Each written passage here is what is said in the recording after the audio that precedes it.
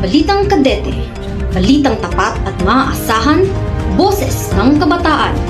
Para sa balitang aming tinututukan, ngayon! Magandang araw, ako si Cadet Major Leamy Wenceslao ROTC First Class mula sa University of Southeastern Philippines ROTC Unit. At ito ang Davao 1105 Balitang Kadete News. Isang Development Security Seminar Workshop ang ginanap sa University of Southeastern Philippines College of Development Management Campus na kung saan pinangungunahan ng 11 RCDGC Club at USEP CDM. Ang seminar workshop na ito ay naglalayong palalimin ang pangunawa ng mga kalahok ukol sa mga isyu ng seguridad, kaligtasan at pagpapanatili ng kaunlaran sa loob at paligid ng universidad. Ito ay nakabatay sa prinsipyo ng National Service Training Program Act at nakahanay sa mandato ng RA 10121 na naglalayong paghandain ang publiko, lalo na ang kabataan, para sa Disaster Risk Reduction and Management o DRRM. Kabilang sa mga tinalakay sa seminar ang 17 Sustainable Development Goals, National Security Framework, Disaster Risk Reduction and Management, at ang Culture of Security. Upang bigyang linaw ang kahalagahan ng ganitong aktibidad, nakapanayam ng aming grupo ang mga tagapagsalita at kalahok ng nasabing aktibidad. Para sa karagdagang informasyon, narito si Kadete Teniente Gueta.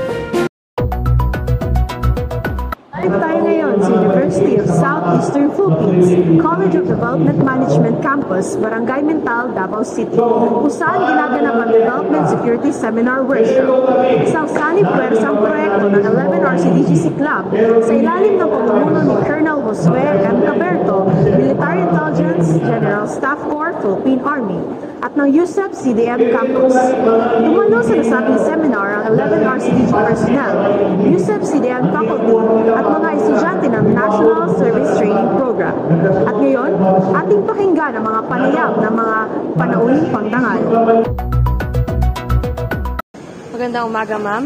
Ang una naming katanungan para sa inyo ay gaano ba kahalaga na malaman ng mga kabataan ang layunin ng Sustainable Developmental Goals? So, mahalaga ito na malaman ng mga kabataan. First, advocacy. So, being young people, they can advocate for the SDGs, especially since sila yung mas marunong gumamit ng social media. They can advocate for it kung what is in the Sustainable Development Goals, and of course, they can take initiatives how to achieve it, especially yung sa goals number 8, quality education, goal number 8 yung sa employment, decent work and employment. Siyempre, sila yung future workforce natin. And about goal number 4 is quality education. And of course, they can also, it can also be maging responsible sila na mag-own ng Sustainable Development Goals because it is for their generation and for the future generations.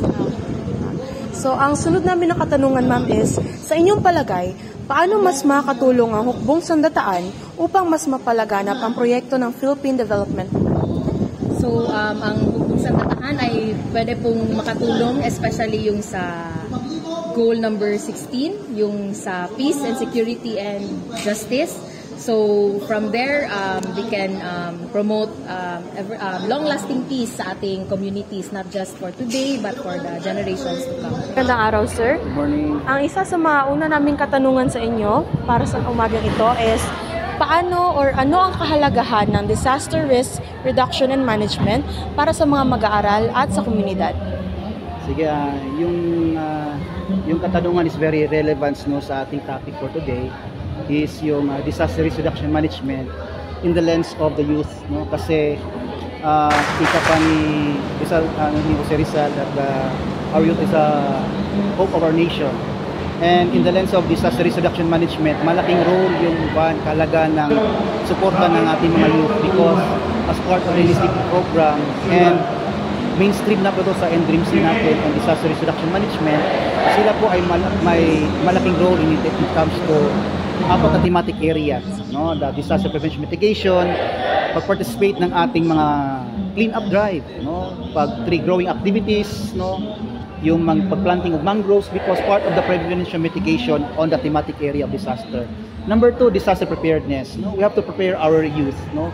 para if disaster strike, our reservists, our young people will be engaged, no, on disaster response, no, not only for response but to help our Dream Sea Region 11, no, in response, no, sa ating mga na biktima ng baha, na biktimahan ng earthquake, para ma-utilize din yung mga kuwan natin, mga kabataan natin.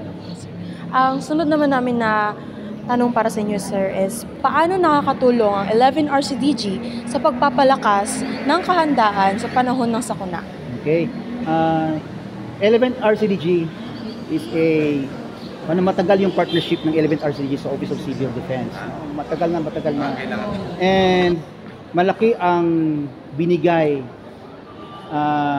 importansya ng 11 RCDG when it comes to the reservist, no?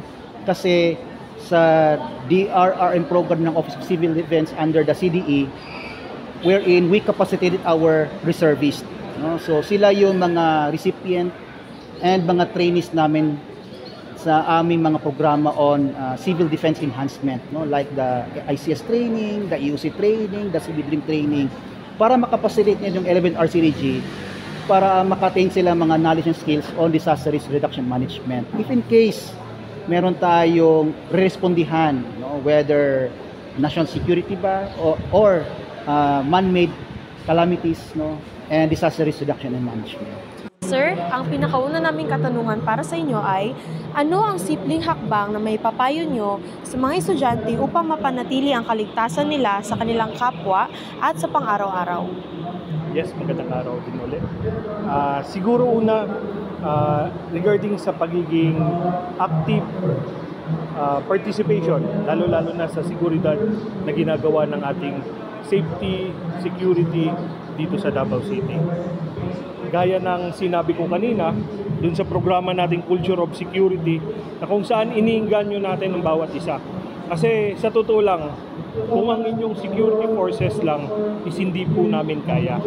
Kaya massive information yung ginagawa ng inyong Task Force Davao, na kung saan iniingganyo natin bawat isa na maging parte sa mga pang-araw-araw na seguridad. Maging vigilant sila sa kanilang mga pang-araw-araw na gawain. At the same time, tulong-tulong para sa pagpananatili ng seguridad dito sa Davao City. Unang katanungan namin sa iyo is, ano yung pangkalahatang pananaw mo sa seminar or workshop na naganap ngayong hapon na to? As a student who are currently taking the ROTC as my subject, I believe that the overview that I have learned during the seminar for this Sunday is that the responsibility as a cadet of the ROTC and how we can be able to help our communities from the valuable insight that we have learned in this today. And I believe that despite of the challenges, we as a youth, we have the responsibility to oblige the authority to help the issue in this country po. Maraming salamat sa ating mga nakapanayam sa kanilang mahalagang pagbabahagi ng kaalaman at pananaw tungkol sa Development Security Seminar Workshop. Tunay ngang mahalaga ang ganitong aktibidad upang mas mapalawak ang ating kamalayan at kahandaan sa harap ng hamon ng seguridad at kalamidad. Mula dito sa USEP CDM, ako si Kadete Teniente Angela Elaine Waigueta, ROTC 2nd Class. Nag-uulat para sa Davao 11:05, Balitang Kadete News. Balik sa iyo, ma'am. Maraming salamat, Gueta, sa detalyadong mga ulat. Tunay nga na napakahalaga ng ating pagkakaisa at handaan sa pagharap sa hamon ng seguridad at kaligtasan, hindi lamang para sa universidad, kundi para rin sa mas malawak na komunidad. Abangan ang iba pang mga makabuluhang balita sa susunod na edisyon ng Davao 11:05, Balitang Kadete News. Sa muli, ako si Cadet Major Leamy Wasilao, ROTC First Class, na nagsasabing serbisyong tapat, balita mo para sa Kadete at Bayan. Magandang araw! Ito ang Balitang Kadete. Balitang tapat at maaasahan, boses ng kabataan. Para sa balitang aming tinututukan, ngayon!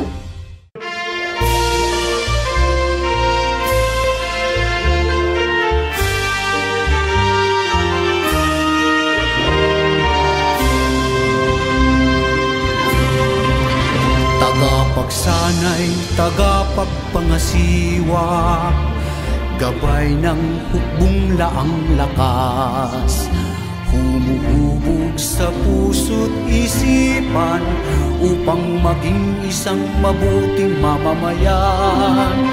Layunin ng aming hanay, wastong kaalaman sa kawal maibigay, upang maging handa, subok at bihasa sa pagtugon sa anumang banta. 11 RCDG, bahagi ng mukbong sandatang lakas. 11 RCDG, tahanan at kanlungan ng tagapagligtas.